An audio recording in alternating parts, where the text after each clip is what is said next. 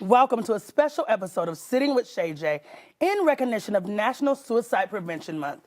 Today's conversation is focused on breaking the stigma around mental health, particularly in communities of color. Joining me today is the Colorado Youth Advisory Council, Keyshawn, Kennedy, and Kim. Thank you so much for joining me. Thank you for having us. Absolutely. I think this conversation is necessary. Keyshawn, as the youth president of YAC, can you tell me why it is so important that we address this conversation about suicide, especially in communities of color? Well, I want to get personal and say I lost my friend due to suicide, and he was one of the strongest people I knew, and I didn't really know, you never really know. And I feel like that's one of the biggest things that you just never really know. Wow. That's real. I'm watching our community have so much suicide happening amongst us and in our community. And so when you say losing a friend and not knowing, I tell people all the time, the signs are not always clear. So I think this is why we have these conversations. Kennedy, when you think about marginalized communities and sometimes we're not able to speak up, how has this, being a part of YAC, helped you speak up and talk about mental health and talk about the awareness of this? I would say it's helping me like a lot. Because I have people that look like me that I can also talk to. Yeah. And it doesn't get me back in that mind space of being suicidal. Because I have been feeling suicidal before. Mm-hmm. And my friend actually did kill himself through suicide. So. Wow. Yeah, so now you're really becoming an advocate for this space, yes. Learning going through what you have went through and seen with your own eyes. You know, Kim, I know that you're a big part of why YAC is happening. Can you tell us about what it looks like when you think about challenges that you've seen with young people and what they've been facing, and really discussing what this looks like around young people in mental health? Absolutely. So oftentimes we don't recognize the warning signs because our youth are taught how to mask it, right? We see them with a smile on their face, and so when they're smiling, we don't always know what's in the back of their minds. And so how do we recognize these signs of suicide? Social media plays a huge part in what our kids are going through when they're determining what's their identity, when they're determining do they fit in and do they belong. And so then who do they talk to when they're having all of these different emotions? If they don't have someone that they can turn to, if they don't have a family member that they can talk to, and if they don't have people in their schools that look like them that they can talk to. And so then what do? As a community, we have to work together to figure out the solution to this. We absolutely do. I don't want to see another young person, anyone, lose anybody else to suicide. Mm-hmm. When you think about the resources and strategies that YAC is providing, what does that look like to really help these young people in the suicide prevention? Right. Whoever wants to speak to that. So we created a documentary, the youth created a documentary called Voices Unheard. Mm. The feature of the documentary is exactly what Keyshawn just spoke of. It features his friend that died by suicide, right? And we talk about in the documentary the warning signs that we don't often see. Yeah. We also talk about why are our Black youth committing suicide at alarming rates. Just what Keyshawn mentioned, females are committing suicide at rates of 184%. My God. It's happening in youth as young as the age of 5, and Black youth are committing suicide at rates higher than our white counterparts. And why is that happening? Right, and so the documentary speaks to that, and then, like I said, it also features his dear friend, who was also one of my students, that died by suicide 3 years ago on September 5th.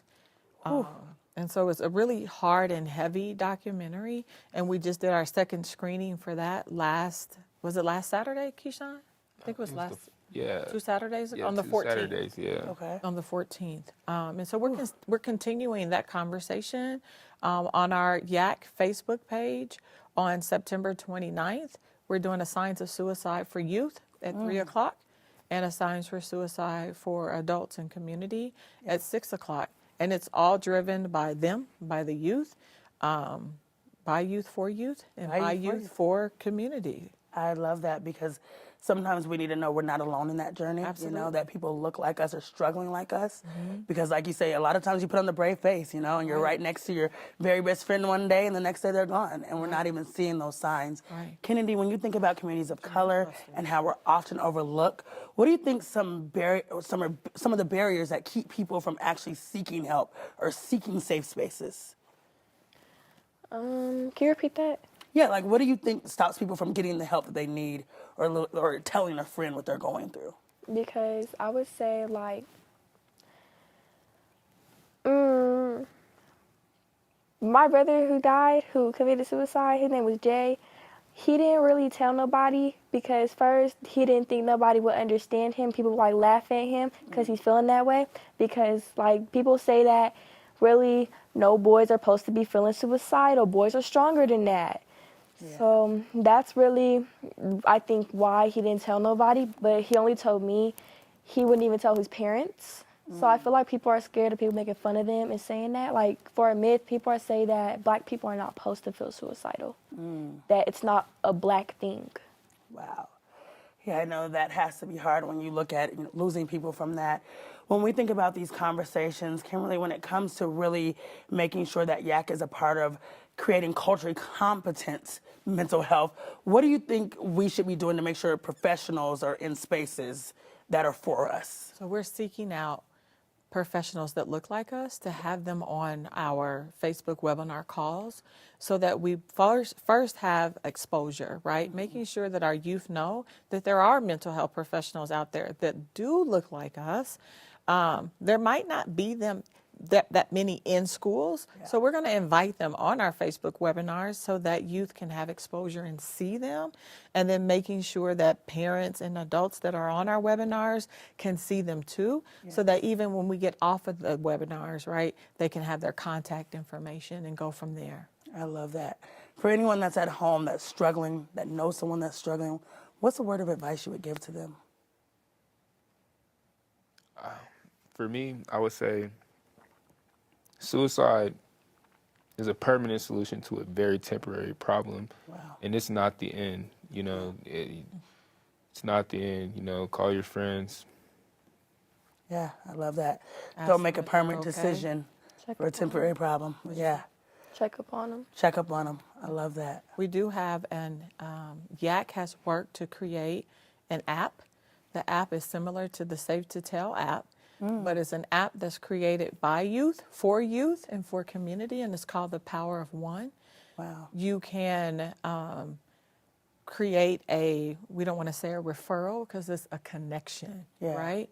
And you put in a connection, and we have peer navigators on the other side of that will get you the help that you need. Yes. And so if you know a friend, if you know someone that is struggling with suicide, then we'll say download the Power of One app and put in a connection, and a peer navigator will connect with that youth to get them the help and the resources that they need.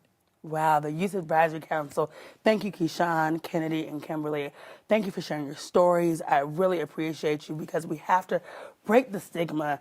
We know it's a lot of silence around mental health, but it's crucial that we are here to save lives and really be a part of preventing what can happen to someone else. To our viewers out there, if you know someone who is struggling with mental health, please reach out. There is help. There are resources available, and you are not alone.